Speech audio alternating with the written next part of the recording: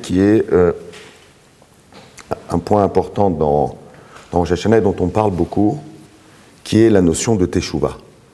La notion de Teshuvah, on en parle beaucoup, mais est-ce qu'on sait vraiment ce que c'est?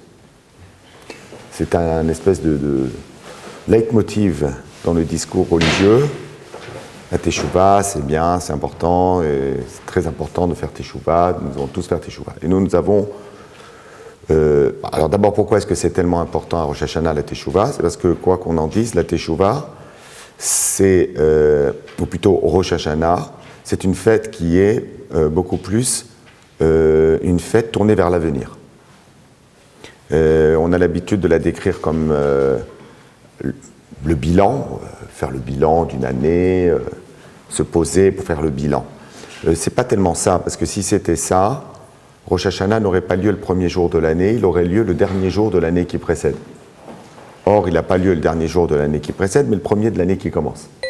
Donc, la question ici, c'est pas tellement, même si c'est important, c'est pas tellement de savoir faire le bilan de ce qu'il y a eu, mais c'est beaucoup plus la capacité qu'on aurait, je reprends ici une expression qui est chère au Rav Lemel, notre capacité à nous projeter.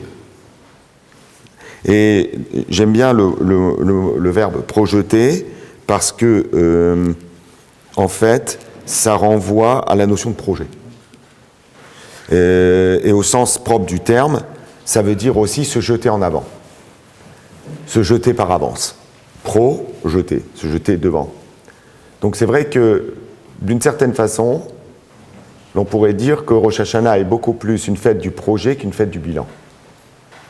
Seulement d'un autre côté, comment faire des projets si on ne fait pas de bilan? On projette à partir de quelque chose qui existe.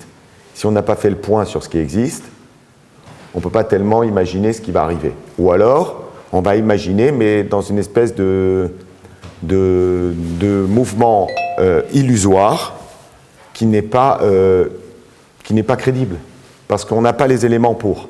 C'est comme si vous faisiez on fait un business plan dans une entreprise ou on fait des projets de comptabilité pour une entreprise, mais on ne sait pas l'état des finances. Comment on va faire des projets si on ne sait pas quel est le bilan actuel? Donc c'est sûr qu'il y a une notion de bilan.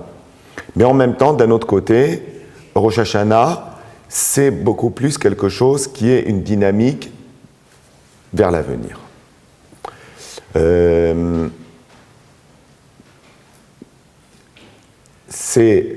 Alors, d'autres éléments qui pourraient nous faire penser le contraire, c'est que ça s'appelle Yom HaZikaron. Donc, une des dénominations de la fête, c'est Yom HaZikaron. Yom HaZikaron, ça veut dire quand même le jour du souvenir. Donc, le souvenir de quoi? On a tendance à penser que c'est le souvenir de nos actions passées. En vérité, ça s'appelle Yom HaZikaron pour d'autres raisons. C'est pas tellement parce que c'est le jour où on s'assoit et on réfléchit à se rappeler de ce qu'on a fait, c'est parce qu'on se rappelle de certains événements de l'histoire juive, et notamment de la ligature d'Yitzhak, de la Akedat Yitzhak, ça le Zikaron. Le Zikaron, c'est plus le souvenir, essayer de se remémorer les enjeux de la Akedat Yitzhak. Mais ce n'est pas tellement s'asseoir et cogiter sur comment. Pourquoi? Parce qu'en vérité, s'asseoir et cogiter sur ce qu'on a fait n'est pas toujours la bonne solution. C'est presque d'ailleurs jamais la bonne solution. Beaucoup de gens pensent qu'il faut faire le point, et que pour faire le point, il faut mettre un point, c'est-à-dire s'arrêter. Or, en vérité, dans le judaïsme, il y a cette idée que faire le point, c'est une dynamique. C'est-à-dire qu'on ne s'arrête jamais pour faire le point, on fait le point tout en avançant. Parce que faire le point, ça peut prendre un temps fou. Et à force de faire le point, on ne fait plus rien. Donc, il y a cette idée comme ça, un peu dans le monde, qui est faisons une pause, arrêtons-nous, il faut faire le point, on va faire le point. Donc c'est vrai, mais quand je fais le point, je ne fais plus rien. Je mets des points et j'ai du mal à avancer. Donc il y a un moment où le point, c'est plutôt quelque chose qui est dans un mouvement. J'avance tout en faisant un bilan. C'est peut-être un petit peu ça, l'idée de Rosh Hashanah. C'est-à-dire, c'est à la fois, on s'appuie sur le passé, mais en même temps, on est tout entier tendu vers un avenir. C'est un double positionnement, très instable et très difficile à avoir dans la vie réelle, parce que je ne peux pas m'appuyer sur quelque chose et en même temps me pencher. Difficile, à moins d'être physiquement schizophrène. mais si je ne suis pas physiquement schizophrène, c'est pas jouable. Mais en esprit, c'est jouable. C'est-à-dire que le point, c'est quelque chose que j'active en permanence dans l'idée de faire. Parce que des fois, on peut dire on va s'arrêter faire le point et on s'arrête complètement. Et à force de s'arrêter, on arrête tout. Donc ça, c'est pas possible. Donc Rosh Hashanah, il y a cette notion-là. Alors, puisque on veut avancer, que l'idée de Rosh Hashanah, c'est un bilan progressif, c'est un bilan vers une progression, il est évident que la notion de Teshuvah joue un rôle majeur. Joue un rôle majeur pour deux raisons. La première raison, c'est une raison technique. C'est-à-dire que Rosh Hashanah, ça reste malgré tout un jour de jugement. Comment fonctionne ce jugement? C'est très complexe. Très complexe. Il y a des images, hein, le livre de la vie et de la mort est ouvert, et puis on regarde, Akadosh Baruch Hu, il décrit dans le livre, et puis surtout il fait une espèce de compte des bonnes choses qu'on a faites, puis des choses moins bien qu'on a faites. Et donc il y a un enjeu. Il y a un enjeu des comptes de nos actions. La Teshuvah, elle permettrait de faire basculer des comptes négatifs, pas bons, vers des comptes positifs. C'est-à-dire qu'avec une Teshuvah sincère à Rosh Hashanah, on pourrait éventuellement rattraper le coup. Et la Teshuvah pourrait rattraper un certain nombre de décalages entre nos bonnes actions et nos mauvaises actions. C'est très schématique, très symbolique, très technique. C'est évident que ça joue, mais en même temps, je vous avoue franchement qu'on ne comprend pas grand-chose.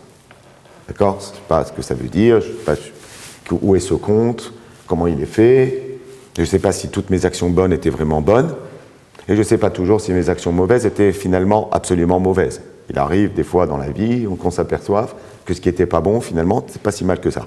Et puis des choses qu'on pensait vraiment bonnes, eh ben ça n'a pas produit ce qu'on pensait, et c'était peut-être pas forcément si bon que ça. Donc, on est un peu dans l'expectative, mais à tout prendre, ben on fait Teshuvah. Encore faut-il savoir qu'est-ce que ça veut dire faire Teshuvah. Puis le deuxième aspect, c'est que dans la Teshuvah, il y a une idée qu'on va pouvoir avancer. Pourquoi? Parce que au sens propre du terme, le mot Teshuvah veut dire réponse. Le mot Teshuvah, ça ne veut pas dire repentir. La traduction de Teshuvah, on a tendance à le dire repentir, revenir. Alors c'est vrai que dans la Teshuvah, il y a le mot shuv, qui veut dire revenir, mais au sens littéral du terme, Teshuvah, c'est trouver une réponse. Donc c'est vrai que la Teshuvah va me permettre sans doute de trouver les réponses qui me manquent pour pouvoir avancer. Et que ma difficulté à avancer, c'est souvent parce que je n'ai pas de réponse. Mais encore faudrait-il se poser des questions pour avoir des réponses. C'est peut-être ça la notion de Teshuvah, c'est aussi cette notion qu'il y aurait une question sous-jacente que je suis enfin parvenu à me poser, parce que sachez qu'en vérité, c'est beaucoup plus difficile de se poser les bonnes questions que d'avoir les réponses. Les réponses, on peut toujours les trouver. La question, la vraie question, est-ce qu'on se la pose? Des fois, on se pose des questions de substitution, des fausses questions. Des questions pour éviter de se poser les vraies questions. Donc le travail de Rosh Hashanah pourrait éventuellement consister à faire un retour sur soi pour arriver à se poser enfin les vraies questions, c'est-à-dire des questions qui me permettraient de pouvoir avancer. Mais l'idée, c'est toujours de pouvoir avancer. Alors un premier point, qui est souvent lié à une compréhension assez simple de la Teshuvah, c'est que, comme je vous l'ai dit, dans le premier volet, on a souvent tendance à croire que l'utilité première de faire Teshuvah, qui est en vérité l'activité centrale de Rosh Hashanah. Rosh Hashanah, c'est vraiment consacré à ça. En vérité, quand on regarde, tout est organisé autour de ça. Les prières sont toutes organisées autour de la notion de Teshuvah, et le shofar est aussi organisé autour de la notion de Teshuvah. Le shofar, c'est un moyen pour éveiller en nous ce besoin de Teshuvah. Donc c'est vrai que c'est quand même une notion très importante. Souvent, on passe à côté. Rosh Hashanah, on l'envisage soit comme une fête comme les autres, comme Sukkot, Pessah, Shavuot, ou bien on l'envisage, je sais pas, pour certaines personnes, ça commence à ressembler à en fait un réveillon de Nouvel An, quoi. En fait, on souhaite bonne année, quoi. Bonne année, alors ça va, bonne année. On achète du champagne, de plus en plus maintenant, c'est que ça se répand, champagne, foie gras, c'est la fête, quoi. C'est le truc qu'on va faire nouvel an. Bon, donc c'est sûr que c'est pas ça. C'est quand même un moment de joie intense parce que c'est un anniversaire. C'est l'anniversaire de l'année, mais c'est aussi l'anniversaire de la création de l'homme, puisque dans le Talmud, on nous explique que Rosh Hashanah, c'est l'anniversaire de la création d'Adam Arishon. Et donc, comme c'est le moment où l'homme a été créé, c'est un moment propice pour réfléchir sur nos qualités humaines. Parce que l'anniversaire, c'est quelque chose qui a du sens. On croit souvent que l'anniversaire, ça n'a pas de sens. On croit que c'est un truc comme ça, pour faire une petite fête. En vérité, non. L'anniversaire, il y a dans le moment de la naissance, quand on réenclenche avec l'instant où on est né, le moment où on est né, on prend là des énergies spirituelles. Je ne sais pas comment ça marche, hein, mais c'est comme ça, c'est écrit dans les livres. On prend ici des énergies qui vont nous aider à avancer. Donc le jour de l'anniversaire, c'est pas stam, c'est pas un truc. Alors après, il y a des gens qui accordent de l'importance ou pas à fêter un anniversaire, mais c'est sûr que le jour anniversaire, c'est un moment important. Alors, il y a une idée fort répandue qui consisterait à croire que la teshuva est une chose qui est intimement et essentiellement et exclusivement liée à la faute. C'est-à-dire que, voilà, j'ai fauté, je fais teshuva. À telle faute correspond tel type de teshuva. C'est très, très schématique, hein. Voilà, j'ai fauté, teshuva. Si je fais teshuva, c'est bon. Il y a cette dimension, elle existe. Mais le rapport de la teshuva, le sens que la teshuva a avec nos vies, n'est pas réductible qu'à cet aspect. Ce n'est pas que ça. Faire teshuva, ce n'est pas que ça. Alors comment le voyons-nous? Bon, on voit dans un événement qui se passe dans la Torah, qui est peut-être un événement qui, d'une certaine façon, symbolise la faute à l'état brut. Il y a deux grands moments de faute dans la Torah. C'est la faute d'Adam Arishon et la faute du veau d'or. Ça, c'est des fautes emblématiques. Bien, dans la faute du veau d'or, lorsque Dieu vient parler aux enfants d'Israël, il vient dire « J'ai un gros souci avec vous, parce que vous êtes un peuple à la nuque raide. » Ce qui est intéressant à remarquer, c'est que Dieu ne parle pas de la faute qui a été commise. C'est-à-dire qu'il ne vient pas dire « ce n'est pas bien ce que vous avez fait de me remplacer par une idole, c'est pas bien d'avoir essayé de remplacer ou de substituer Moshe Rabbeinu par une idole, et quelle est la gravité de la faute de l'idolâtrie ?» Le constat d'Hachem, c'est de dire « vous êtes un peuple à la nuque raide ». Et donc, il faut faire quelque chose. Pas forcément quelque chose vis-à-vis de l'idolâtrie, mais beaucoup plus du côté de la raideur de la nuque. C'est-à-dire que l'enjeu ne serait pas tellement de réparer, même s'il faut le faire, de réparer la faute du veau d'or, mais de réparer quelque chose de plus embêtant qui s'appellerait la raideur de la nuque. Or, que vient symboliser la raideur de la nuque? La raideur de la nuque marque en fait, de la part du clan Israël, un manque de flexibilité. Ça, ce que c'est la raideur, c'est nous sommes un peuple très difficilement malléable. Et donc, ce qui m'inquiète, dirait Hachem, dans la faute que vous avez commise, c'est pas tellement la faute en elle-même, mais c'est votre incapacité à vous remettre en question et à vous renouveler à partir de nouvelles idées, de nouvelles façons de penser, pour changer et évoluer. Ce qui m'inquiète le plus, c'est l'incapacité qu'il y aurait à vous faire changer. C'est pas tellement et pas exclusivement la gravité de la faute commise au moment du veau d'or, même si cette faute est grave. Mais le plus embêtant dans la faute, ce serait justement qu'on finisse par s'interroger que sur la faute, à rendre un petit peu, à avoir un rapport technique avec la faute, c'est-à-dire j'ai fauté, je me repens par rapport à cette faute, et c'est bon, fermons le dossier. En vérité, ça serait une vision de la teshuva qui serait essentiellement une vision qui ressemblerait à celle du confessionnal. C'est-à-dire, vous allez à confesse, vous dites à votre curé, j'ai fait ci, j'ai fait ça. Le curé vous dit, tu me fais 3 patères, 2 nostères, 2 génuflexions, un petit machin, tu manges pas de poisson jeudi et machin, et c'est bon, tu rentres chez toi. Et l'affaire est réglée. C'est-à-dire, faute, réparation plus ou moins compréhensible, 2 patères, 3 nostères, on fait 4 télim, 2 machins, un petit truc, ouais, on se retient de manger quand on a envie un jour ou deux, puis c'est réglé. Ça, c'est une vision très primaire de la teshuva. En vérité, à partir de la réaction qu'Hachem a au moment de la faute du veau d'or, nous pouvons comprendre que le plus embêtant dans la faute, c'est pas tellement la faute elle-même, mais c'est ce qu'elle va introduire en nous comme inertie, comme capacité d'inertie, comment elle va nous bloquer, nous paralyser dans la dynamique de progression qui devrait être la nôtre.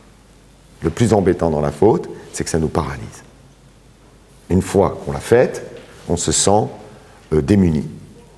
Et en même temps, on se trouve des réponses pour justifier pourquoi on a fauté. Parce que c'est très difficile de vivre avec cette faute. Donc on essaye, on est enclin à se trouver des circonstances atténuantes. L'homme est très proche de lui-même, et comme il est très proche de lui-même, il n'hésite jamais à se trouver les bonnes raisons de ses erreurs. Une fois qu'il les a trouvées, quelque part, ça le dispense d'une véritable remise en question. Il sait bien qu'il a fait un truc pas terrible, mais en même temps, d'un autre côté, je ne pouvais pas, c'était compliqué, il y avait tel problème, et puis bon, il faut comprendre, ma vie, c'est difficile, c'est bon, j'ai trouvé les réponses. Et donc, au fond, je peux faire teshuva sans changer. C'est possible. On peut faire une vraie teshuva, faire un Rosh Hashanah et un Kippour défiant toute compétition dans le domaine de la prière et rester exactement identique à soi-même. C'est-à-dire, comme on a été, on continue. Or, la teshuva est quelque chose de très très difficile parce que justement, elle fait rentrer en nous un élément nouveau, une question nouvelle avec une forme de réponse, et parfois ce n'est pas forcément la réponse qui importe, comme je vous ai dit tout à l'heure, mais bien la question qui va créer un bouleversement intérieur tel que je ne vais pas avoir le choix que de me transformer et d'avancer. Mais s'il y a une chose qui est plus conservatrice que la pensée du Front National, c'est un être humain. Un être humain est profondément conservateur. Nous aimons profondément ce que nous sommes, comme nous sommes, et c'est très difficile de faire changer cette affaire-là.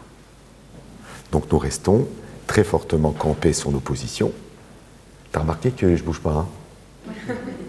Et nous restons très fortement campés sur nos positions, agrippés à ce que nous sommes, parce que nous nous aimons beaucoup, c'est normal. Et donc l'idée qu'on pourrait peut-être amener une altération dans notre mode de fonctionnement, c'est très très difficile. Très difficile. Or, l'enjeu majeur de la teshuva, c'est que, justement, il faudrait qu'à un moment donné, à l'aide du son du chauffard, nous nous ramollissions un tout petit peu. C'est-à-dire que nous nous rendions un tout petit peu plus perméables à la possibilité d'autre chose. Que nous nous rendions disponibles à entendre quelque chose en nous, très souvent, que nous ne voulons pas entendre parce que ça nous demanderait beaucoup trop de bouleversements.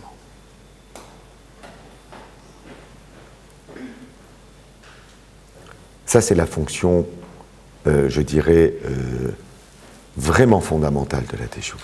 Ce n'est pas tellement une petite réparation du genre confessionnel. Oui. Ça ne se règle pas, une vraie teshuva, ce n'est pas 2 patères, un austère et une génuflexion, ce n'est pas ça. Ça va beaucoup plus loin. C'est une refonte de l'être, mais les refontes de l'être, comme le dit d'ailleurs souvent Rav Lemel, c'est pas Ce n'est pas un chamboulement total de la construction, c'est parfois des tout petits détails, des toutes petites choses que l'on change et qui changent en vérité tout le système dans sa globalité. Beaucoup de gens croient que la transformation de soi, c'est un truc spectaculaire. Je dis tout de suite, on ne peut pas changer de façon spectaculaire. C'est difficile. C'est presque impossible. Par contre, faire bouger des petits détails qui vont ensuite avoir un effet de boule de neige ou de dommages collatéraux sur notre binyan, notre construction superstructurée, ça c'est faisable. Donc il faut être très modeste dans les décisions de Teshuvah. C'est pas la peine de dire à partir de demain, je fais un truc de fou. Je peux dire juste demain, je vais, je sais pas, prendre 10 minutes dans ma journée pour faire telle chose. Et que je ne bouge pas de cette décision, déjà cette petite altération de soi, d'une chose que je n'avais pas forcément pensé faire, qui ne rentre pas dans mes habitudes, qui n'est pas dans ma façon d'être habituelle, déjà, c'est une forme de révolution. C'est même pas une forme de révolution, je dirais que c'est la révolution. Si j'ai décidé de ne pas m'engueuler avec mon ami tout de suite, mais d'attendre un quart d'heure, le fait que j'attende un quart d'heure montre chrono, c'est déjà en soi une révolution culturelle. Radicale. Parce que pendant un quart d'heure, j'ai changé mon mode de fonctionnement. Et des fois, il suffit de le changer un quart d'heure pour que ce soit tout l'être qui soit, d'une certaine façon, envahi par cette attitude-là. Et renouvelé par cette attitude. Donc ça, c'est le premier point que je voulais voir avec vous, c'est-à-dire cette notion de passer de la nuque raide à une nuque un peu plus souple. Alors, il faut savoir que c'est ramené dans la pensée du Maharal. Le peuple juif, c'est un peuple qui fait très difficilement Teshuvah. C'est comme ça. C'est marqué dans nos gènes, on a la nuque raide. Donc ça veut dire qu'on est très difficilement malléable. Très difficilement malléable. Pour faire bouger une personne sur une chose, ça peut prendre des mois, des années de cours, de réflexion, de livres, de débats, de dialogues. Comme vous voyez aujourd'hui, la vitesse à laquelle on peut faire porter la burqa à des milliers de femmes, en l'espace d'un coup de cuillère à peau, 2 dialogues, un discours, machin. Ma fille, couvre-toi le visage, tu seras heureuse dans le monde des anges. Ah ouais, génial. Elles y vont. Et arriver à faire bouger une personne sur une mitzvah, un juif, très très compliqué. Super compliqué. Moi, ça fait 15 ans que je fais des conférences. Baruch Hashem, je vois des juifs, ça fait 15 ans que je parle avec eux, ils n'ont pas bougé. Et je ne leur en veux pas. Parce que, non, pas du tout. Parce que quelque part, ils sont l'honneur du peuple juif. C'est-à-dire, nuque raide. Le Maharal dit que la raison pour laquelle les Bnei Israël ont du mal à bouger, c'est parce qu'en vérité, ils ont une dimension, une origine et une racine spirituelle extrêmement forte. Or, le spirituel, c'est quelque chose qui n'est pas matériel, quelque chose qui est de l'ordre de l'âme, de l'essence. C'est très difficile de lui donner une forme, parce que par définition, ça n'a pas de forme puisque c'est spirituel. Donc c'est difficile de façonner une neshama. Neshama, c'est volatile, c'est de l'éther, ça. Vous comprenez? Alors que très souvent dans les nations, la teshuva est très facile, parce qu'au fond, c'est la dimension matérielle qui prime. C'est du corps. Et le corps, le matériel, le chomer, la chomriyut, la matérialité, c'est quelque chose qui est beaucoup plus facilement façonnable que la flamme d'une bougie. Et on va lire à Kippour la Haftara de Yona. Dieu dit à Yona d'aller prophétiser à Ninive et de leur annoncer des choses intéressantes. Et le prophète Yona ne veut pas y aller. On a ici le cas unique d'un prophète en arrêt maladie. Et il a déposé ses jours, il ne veut rien savoir. Dieu continue à le harceler. Tu dois aller à Ninive. ce brave prophète, il se barre. Il prend un bateau, il va sur la mer, il se dit là-bas, je vais être planqué. Là, il coupe tous les portables, plus personne qui peut le joindre. Et Dieu fait bouger la mer, etc. Bon, il est absorbé par le poisson, et puis le poisson, toute l'histoire de Yona. La question fondamentale, c'est de savoir pourquoi il ne voulait pas y aller. Est-ce qu'un prophète a le droit de se dissimuler devant Dieu pour ne pas aller prophétiser quand Dieu lui dit d'aller prophétiser? Et en fait, il n'a pas voulu aller à Ninive parce que Ninive n'était pas une ville juive. Ninive était une ville d'idolâtres. Et ces idolâtres avaient, en un coup de baguette magique, fait Teshuvah. Et donc, Yona, le prophète Yona, ne veut pas aller dans cette ville parce que leur dire les bonnes choses qu'il a à leur dire, c'est quelque part faire honte au clan d'Israël. Parce que c'est dire, regardez, une ville entière arrive à faire Teshuvah, et vous, on n'arrive pas à vous faire bouger. Vous avez dans les nations des phénomènes de Teshuvah de masse. C'est quelque chose qui existe. En vérité, c'est du corps. C'est très facile. C'est-à-dire que la pulsion à l'origine de ça, c'est une pulsion du corps. Si c'est tellement facile aujourd'hui d'habiller des jeunes filles de toute confession, les couvrir de la tête aux pieds, alors que c'est tellement difficile pour une fille juive de comprendre que peut-être, c'est parce que la fille juive, c'est de la neshama, c'est du spirituel pur, et que là-bas, c'est plutôt du corps ce qui est en train de se passer. Elles le font plus par une espèce d'aspiration, je dirais, somatique. C'est bon de se couvrir comme ça fait du bien au corps. On va triper, c'est tripant. Ça ne fait pas triper du tout les juifs. C'est un truc. Donc c'est pour ça que même la difficulté de Teshuvah d'un juif est admirable. Parce que quelque part, elle montre que ce n'est pas quelqu'un qui gobe n'importe quoi. Et que quand il gobe, c'est sa neshama qui absorbe la chose, ce n'est pas son corps. Toujours est-il que nous ne devons pas perdre espoir d'imaginer qu'un changement est possible, même si c'est très dur. Nous, on est obligé de faire des centaines d'heures de cours, d'écrire des... Pourquoi on a tellement de livres dans le judaïsme quand vous comparez aux autres religions? La plupart des religions, ils s'arrangent avec 3-4 bouquins, on n'en parle plus. Nous, c'est tous les jours des pavés qui sortent sur comment il faut être gentil, pourquoi il faut être gentil, et quelle est la meilleure façon d'être moins méchant et tout. Mais parce que on a du mal, c'est très dur. On est attaché à notre certitude spirituelle. Donc, ça, c'est quelque chose qu'il faut peut-être avoir à l'esprit. C'est marqué dans la Torah, Ki karov elecha adavar meod, beficha ubilvavecha, larasoto. C'est une chose qui est très proche de toi, qui est dans ta bouche et dans ton cœur, à faire. En général, on a l'habitude de parler de cette chose proche, on dit c'est la Torah. Il y a d'autres commentateurs qui disent c'est pas la Torah. On ne parle pas de la Torah ici, on parle de la Teshuvah. C'est-à-dire, la Teshuvah est une chose d'une très grande proximité. C'est très très proche. C'est là, c'est dans ton cœur, dans ta bouche, il suffit de l'y aller. Bon, on voit bien que dans la réalité, c'est ce que je vous dis depuis un quart d'heure, c'est faux. C'est pas si proche que ça et c'est pas si facile que ça.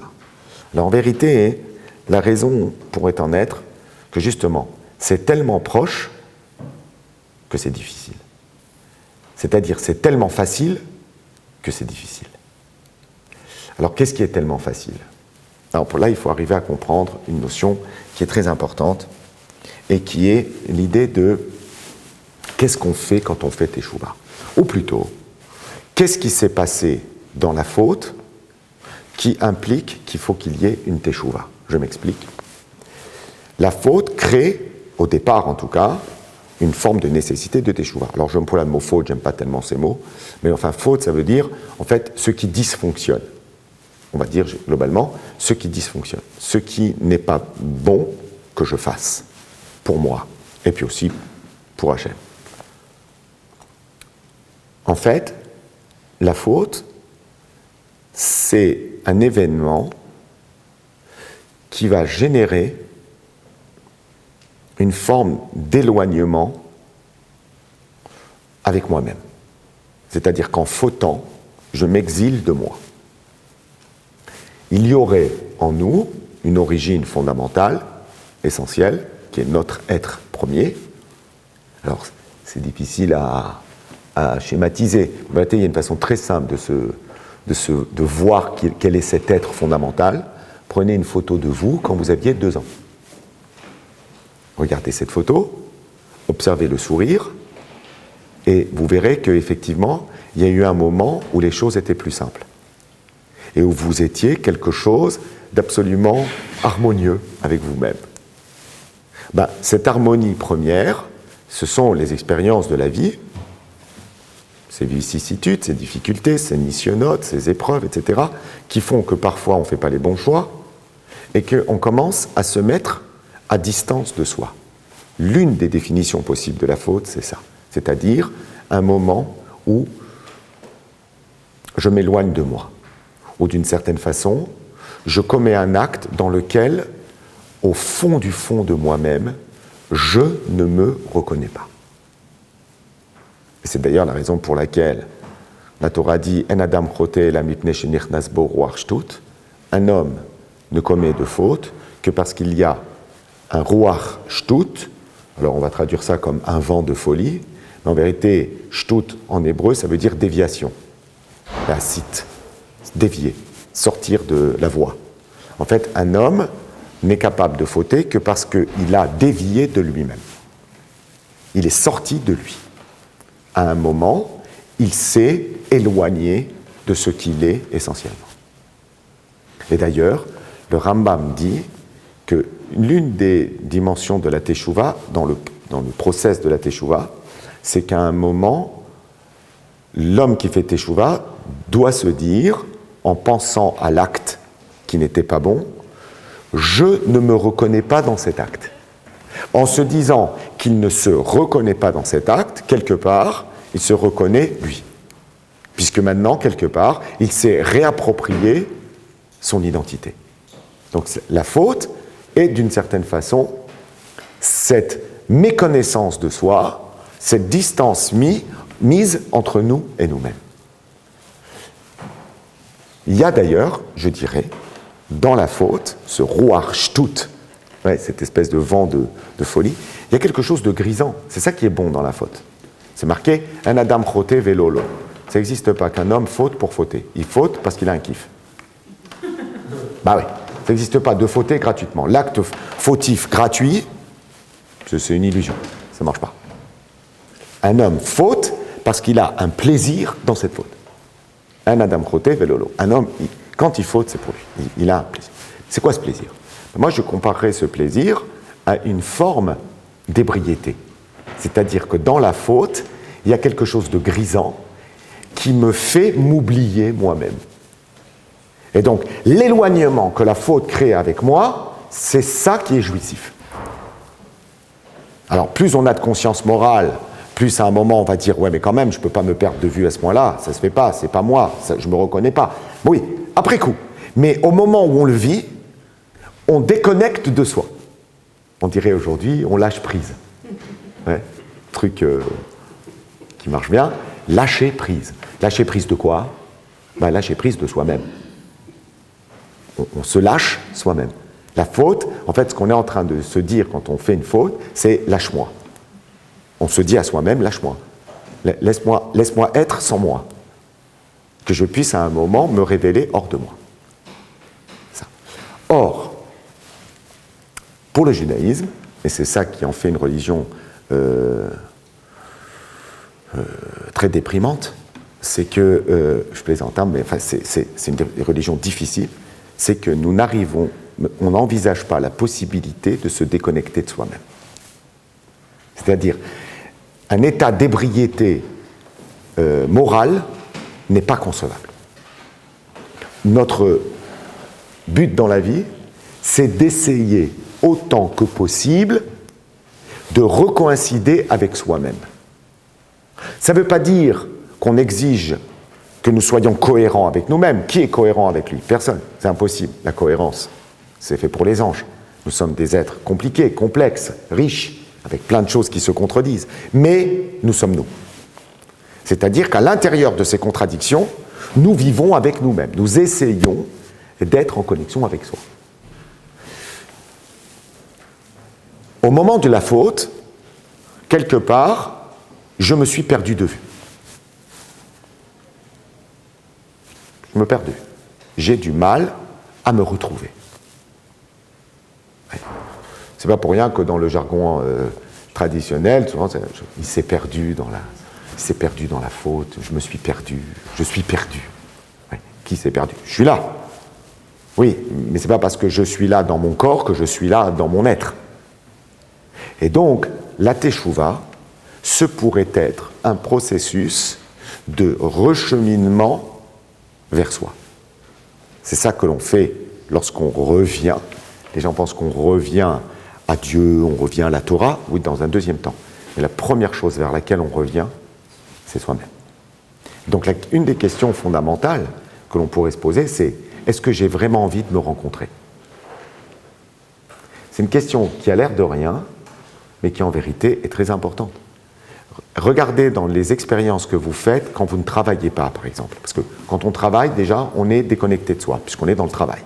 Mais ça, on n'y peut rien, c'est la vie. Donc on travaille, mais dans vos heures de non-travail, de vacuité, quand on regarde, la plupart des hommes, ce qu'ils cherchent, c'est à s'éviter. Ils ont beaucoup de mal à se rencontrer eux-mêmes. Ils vont mettre des activités de toutes sortes pour éviter ce moment de confrontation avec soi, de rencontre avec soi-même. C'est quelque chose qui va être difficile à imaginer. Alors ça peut être la télévision, ça peut être un film, ça peut être des écouteurs, ça peut être du téléphone, appeler quelqu'un. L'essentiel, c'est qu'on s'évite. Parce que cette rencontre avec soi, elle fait un peu peur. Elle nous indispose parce qu'elle va peut-être nous amener à nous ausculter. Et on n'a pas trop envie. Pourquoi? Je ne sais pas. Il y a sûrement des raisons. Mais c'est très difficile d'être avec soi-même. Surtout qu'on a l'illusion qu'on est avec soi-même, vu qu'on pense. On est tout le temps avec. Le Maharal dit, la première personne que je rencontre le matin, quoi qu'il y ait, quoi qu'il se passe, c'est moi-même. J'ouvre les yeux, ce que je rencontre, c'est moi. Donc à force d'être avec moi, je ne me vois plus. J'ai du mal à me voir. Je ne me perçois plus. Et donc je ne perçois même plus aussi que la faute à mettre cette distance-là entre moi et moi-même, puisque de toute façon, je suis un petit peu en exil de moi. J'ai du mal à me rencontrer. Donc, lorsque la Torah dit « Ki karov elecha adavar meod, befircha o bilvavecha lahasoto », c'est une chose qui est très très proche de toi, dans ta bouche et dans ton cœur, à faire. C'est pas qu'elle dit que la teshuva est facile. Elle dit au contraire que la teshuva, elle est très proche de toi, elle est tellement proche de toi que c'est toi. Et que teshuva, c'est pas autre chose que de se retrouver soi-même. C'est marqué Adam karov etzel atzmo. Un homme est un proche vis-à-vis de lui-même. Il est proche vis-à-vis de lui-même. Il est très proche. Il est très collé à lui. Mais cette proximité-là, elle peut nous induire en erreur, parce qu'à force d'être tellement collé à nous-mêmes, on oublie qu'en vérité, il faudrait peut-être à un moment se questionner et voir qui nous sommes. C'est pour ça que j'ai employé volontairement la notion d'éloignement. Je fais une distinction entre s'éloigner de soi, c'est la faute, et se distancier de soi, qui est la conscience. La conscience, la pensée sur soi, c'est une capacité à se mettre à distance de soi. Mais se mettre à distance de soi, ça ne veut pas dire s'éloigner. Je me mets à distance, je sors un petit peu de moi pour pouvoir me voir. C'est-à-dire que je me désenglue de moi-même. Je suis englué en moi, je me désenglue. C'est une distanciation. Ça n'a rien à voir avec l'éloignement. L'éloignement, c'est la faute. La faute, c'est un exil. Je suis en exil de moi-même.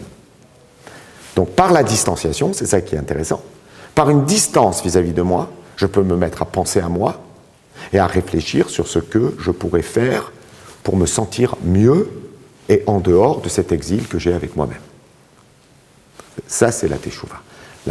Une des définitions possibles, la deuxième que nous donnons ce soir, c'est ça. C'est comment je retourne vers moi. Comment je retourne vers moi. Il y a une très belle histoire dans le Talmud que vous connaissez peut-être, qui est l'histoire de Rabbi Elazar ben Dourdaya. Rabbi Elazar ben Dourdaya, le Talmud nous dit qu'il n'y avait pas une seule prostituée dans le monde avec qui il n'avait pas couché. Bon, donc il était en pleine forme.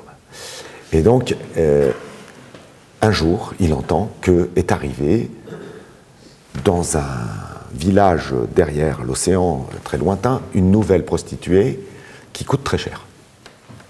Et il se dit que si elle échange ses services pour ce prix-là, ça doit valoir le coup.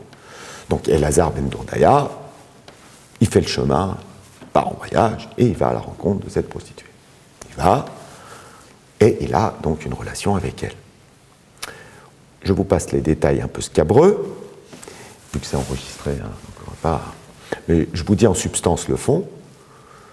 Au moment où il est en train d'avoir cette relation avec elle, cette prostituée-là a une phrase qui dit en substance « Mon pauvre Elazar, t'es un type totalement perdu. »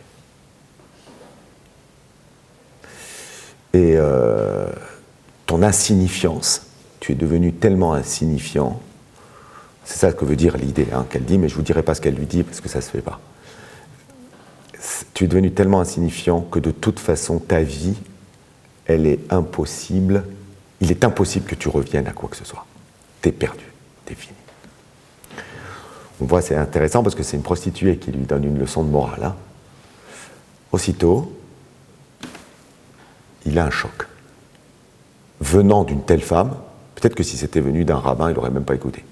Mais venant d'une telle femme, qu'une telle femme soit capable de voir l'état de délabrement moral dans lequel il est, ça le choque.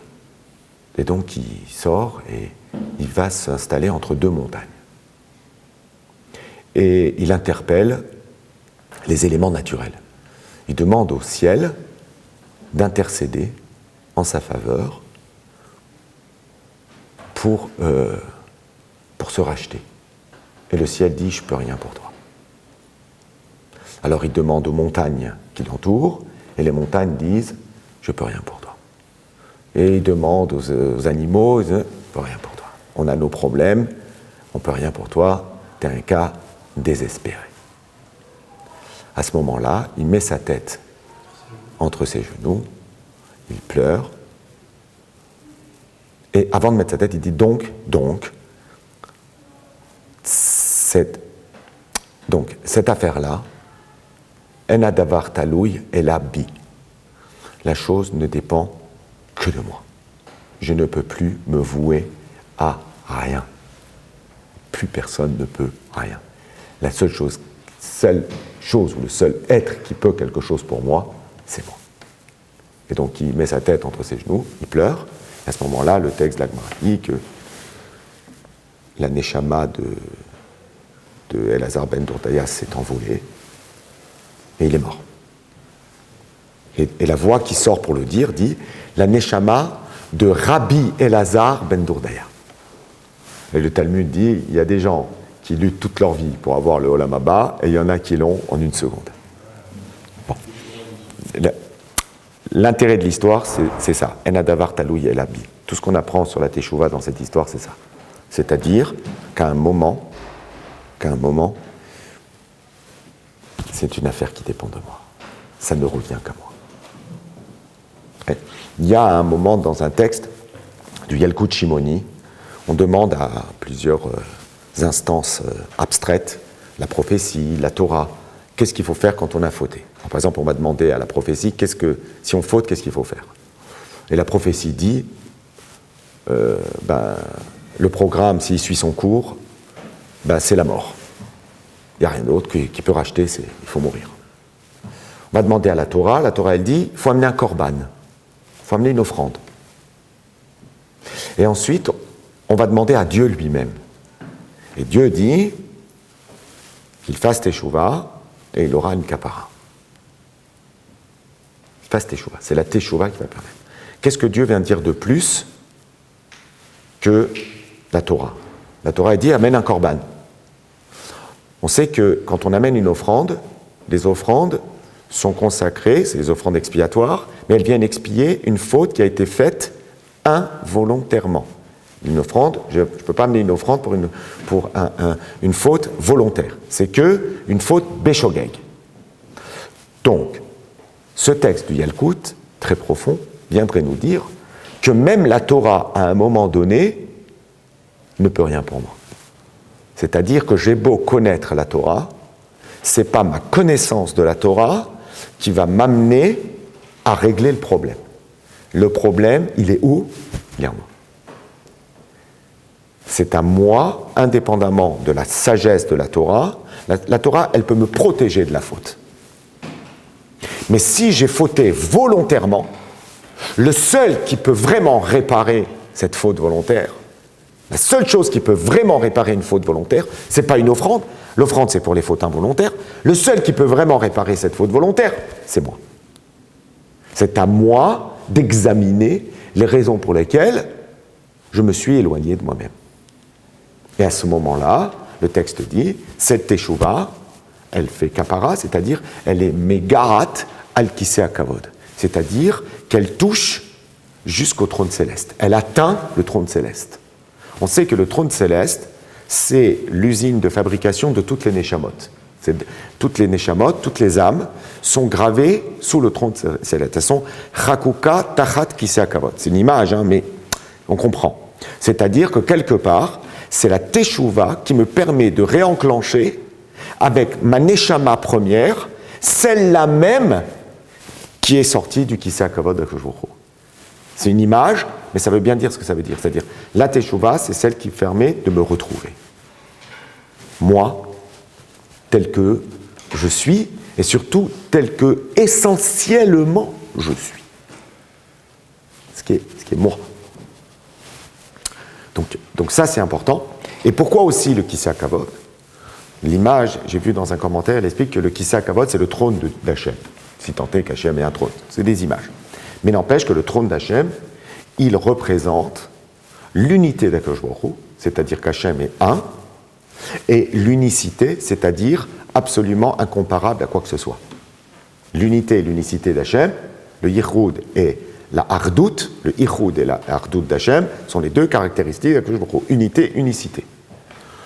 Mais n'empêche que, à son niveau, l'homme aussi a une expérience de l'unité et une expérience de l'unicité. Lui-même, il est un, c'est son corps et c'est son... Il est un dans l'humanité, mais un, et il a aussi une unicité, c'est-à-dire qu'il est absolument incomparable à aucun autre homme. Il n'y a pas deux êtres humains identiques, ça n'existe pas. Donc quand on dit que la teshuva, elle est magarat al-kiseh hakavod, ça veut dire qu'elle remonte et elle atteint le trône céleste, c'est aussi pour nous dire, pas seulement que là-bas c'est la neshama d'origine et que je renoue avec ma neshama originelle, mais c'est aussi là-bas que se trouve l'unité et l'unicité d'Akadosh Baruch Hu, et que je dois m'inspirer de cette unité, de cette unicité d'Akadosh Baruch Hu, parce que, en faisant teshuva, je me suis moi-même réapproprié mon unité et mon unicité. Et que la faute m'avait coupé de cette expérience de l'unité. La faute, c'est quelque chose qui morcelle, qui casse, qui brise l'unité. On est beaucoup plus tiraillé avec soi-même. On est à éloigné de soi, on est coupé de soi. On est coupé.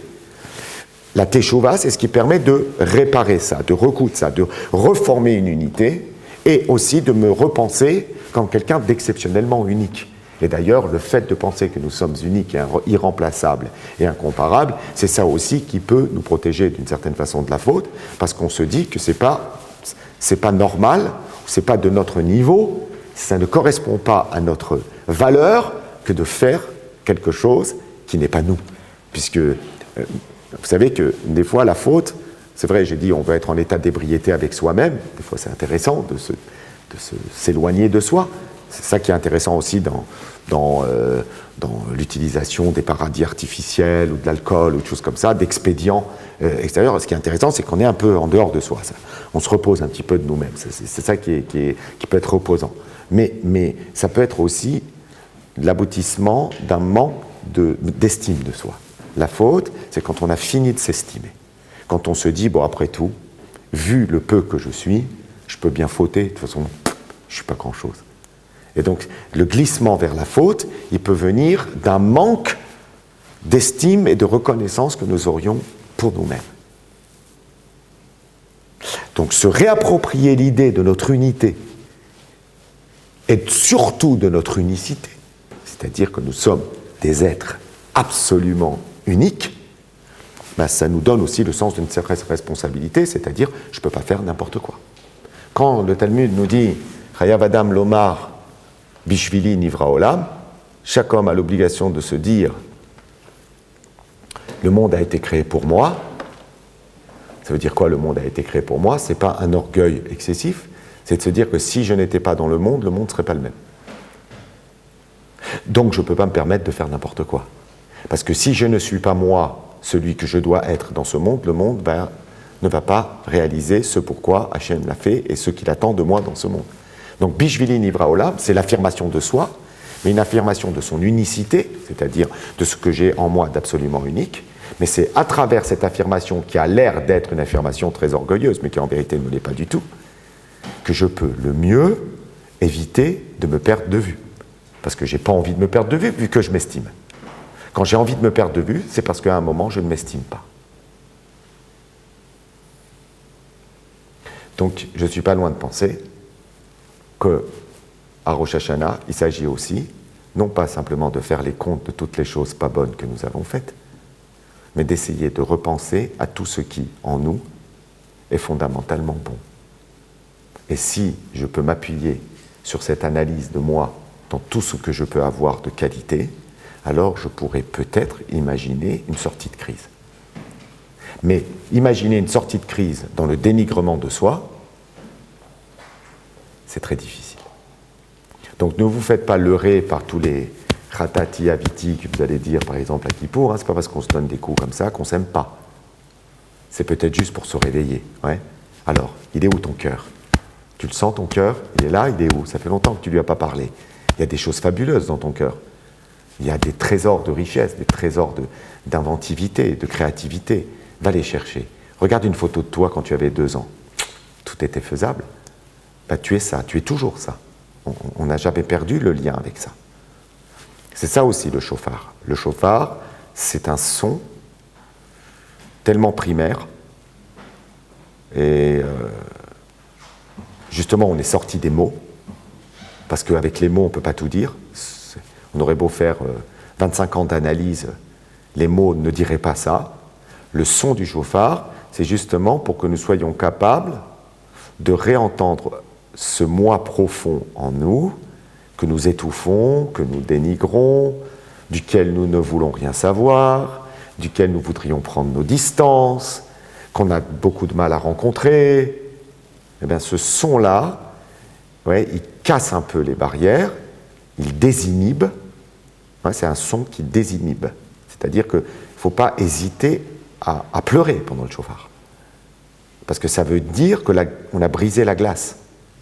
Et c'est ça que doit faire surtout le shofar, c'est briser la glace. Cette glace qui m'empêche d'atteindre aux choses vraiment importantes en moi. Le shofar vient.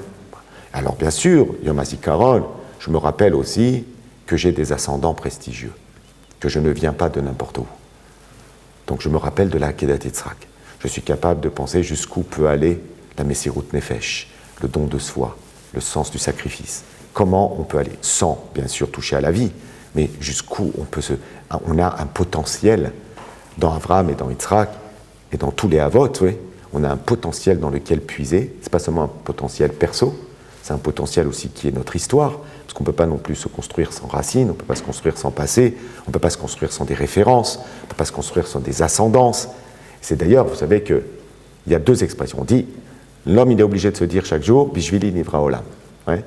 Le monde a été créé pour moi. Et il doit aussi se dire aussi une autre phrase, Chayav Adam Lomar, Matai Igiu Maasai, les Marasé Avotai. Quand est-ce que mes actions pourront atteindre les actions de Avraham, Yitzhak et Yaakov? Donc ça veut dire que nous avons ça dans notre projet. C'est-à-dire, je ne perds pas de vue que je pourrais être Avraham, Yitzhak et Yaakov. Je pourrais, par certaines de mes qualités et certaines de mes actions, atteindre au niveau de Avraham, Yitzhak et Yaakov. Matai, Igiu, Maasai, le Maasé Avotai. Quand mes actions atteindront-elles? Donc on voit bien que l'homme a beaucoup plus d'obligations de se questionner sur ses potentialités que de se questionner sur ses manques. Le manque, c'est ça la faute. C'est-à-dire rester dans le chisaron, se complaire dans une forme de manque, et vivre ce manque-là, et en essayant d'oublier, en prenant des expédients, en se mettant à distance de soi, en fautant, en faisant des choses pour ne pas voir le manque, eh bien, ça, c'est véritablement une faute. D'ailleurs, fauter, oui, le sens premier du mot fauter, même en français et en hébreu, c'est chisaron, c'est le manque.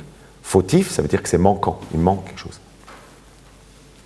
Il manque quelque chose, c'est pas ça. Donc la faute, elle vient d'une expérience du manque. Elle crée du manque et elle vient d'une expérience du manque. Comment arriver à sortir de la faute? Eh bien, en se rassemblant soi-même, en se ramassant sur soi et en essayant de rééprouver ces énergies essentielles, celles du Shoresh à Neshama, de cette origine de Neshama, de puissance spirituelle qui vient du trône céleste et qui va nous aider à avancer, en sachant que de toute façon, la faute fait partie de notre process.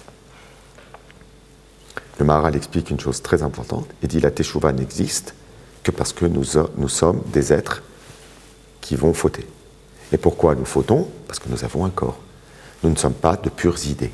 Si nous étions essentiellement sirli, c'est-à-dire si nous n'étions que des neshamot, que des êtres épurés, totalement spirituels, ah oui, la Teshuvah n'existerait pas. Parce que s'il y avait une faute là-dedans, elle serait totale, pleine et entière. Parce qu'elle serait totalement revendiquée. Elle serait totalement à assumer. Mais le fait que nous soyons murkavim, c'est-à-dire formés d'une âme et d'un corps, eh bien, quelque part, on ne peut pas dire que nous assumons totalement la faute que nous avons commise.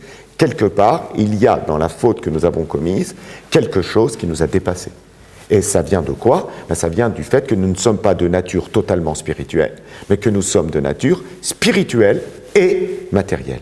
Et c'est parce que nous sommes de nature spirituelle et matérielle que la Teshuvah a été créée avant la création du monde. La Teshuvah fait partie des éléments, dit la Gemara, qui ont été créés avant que le monde n'existe. Au passage, c'est la preuve que la Teshuvah n'est pas liée à la faute, puisque la Teshuvah, elle existait avant déjà qu'il y ait la faute. Donc ça veut dire qu'elle a une existence autonome. Faire Teshuvah, nous sommes tous dans une Teshuvah à chaque instant. Quand? Lorsque nous devenons flexibles, lorsque nous sommes capables de nous remettre en question, lorsque nous sommes capables d'inventer quelque chose de nouveau dans nos vies, lorsque nous sommes capables de revenir vers notre être, tout ça, ça s'appelle Teshuvah. C'est pas juste, j'ai fait une faute, je fais mon truc, j'ai remplacé la faute, et c'est bon. Donc, d'une certaine façon, c'est une hygiène de vie, la Teshuvah. Et elle fait partie de la vie humaine parce que justement, nous sommes des êtres prédisposés à la Teshuvah. Ce qu'Hachem attend de nous, c'est que malgré le fait que nous ayons un corps, des appétits, des préjugés, des idées préconçues que nous nous arrangeons parce que justement nous voulons avoir des petits arrangements avec nous-mêmes, et nous nous berçons donc de petites certitudes et de petits préjugés, ça fait partie du fait que nous avons un corps. Si nous n'avions pas de corps, nous serions des êtres purs, des neshamot purs. Mais le fait que nous ayons un corps, c'est bien que nous sommes prédisposés à la Teshuvah. Hachem n'aurait pas créé la Teshuvah avant le monde s'il n'avait pas pensé que la Teshuvah était un élément fondateur du monde. La Torah aussi a été créée avant le monde. C'est-à-dire qu'elle précède le monde. Le monde n'est pas la conséquence de la Torah. La Torah n'est pas la conséquence du monde. C'est pas parce qu'il y a un monde qu'Hachem fait la Torah, c'est parce qu'il a fait une Torah qui crée le monde. Et donc la Torah est la mise en évidence de ce qui est... le monde est la mise en évidence de ce qui est dans la Torah. C'est pareil pour la Teshuvah. La Teshuvah précède le monde parce que le monde doit révéler la dimension de Teshuvah. Et donc, le plus grave, c'est pas de fauter. Le plus grave, c'est d'imaginer que cette faute est irrévocable, irrémédiable, irréparable, inarrangeable, et que donc il n'y a pas de Teshuvah. Toute la émouna du peuple juif, c'est de dire, malgré le fait que j'ai fauté, et ce que j'espère de faire, c'est de fauter le moins possible. Un tzadik ba'aretz asher lo yicheta. Il n'y a pas de tzadik dans le monde qui n'a jamais fauté, ça n'existe pas. D'accord? La faute, c'est la vie. D'accord? Eh bien, on doit essayer d'améliorer cette dimension-là. Aucun homme, dit le Maharal, est capable de réaliser une action définitive. Toutes nos actions sont provisoires. Je ne peux jamais réaliser un acte définitif. Tout ce que je fais, tant que je suis en vie, peut être remise en question par ce que je fais. Donc forcément, puisque je ne peux pas réaliser un acte définitif, tu ne peux pas me juger définitivement. Donc je peux toujours m'arranger. Par cette dynamique de réappropriation de soi et d'amélioration, à arranger cet acte qui de toute façon n'est pas fini et que je peux rattraper. Les anges, eux, font des actes définitifs parce qu'ils ne sont pas matériels. Mais nous, notre matérialité, elle fait que ce qu'on va faire, c'est toujours à moitié ou aux trois quarts. Ce ne sera jamais total. Mais en même temps, c'est ça notre moteur. Si on réalisait des actions définitives, ben on aurait vite fini et puis on se poserait. Le but, c'est pas qu'on se pose, le but, c'est qu'on soit tout le temps et en permanence dans cette espèce de dynamique. Voilà.